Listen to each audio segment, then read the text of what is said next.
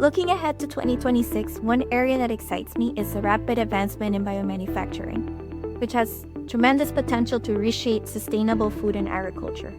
From precision fermentation to novel processing, these technologies enable ingredients with tailored nutrition, better taste, and a lighter environmental footprint. We're also anticipating growing demand for nutritional density. Consumers expect more health benefits in every bite without compromising on taste or texture. Food is increasingly seen as a central input for healthfulness, which means supporting needs from protein and fiber fortification to metabolic health and cognitive function.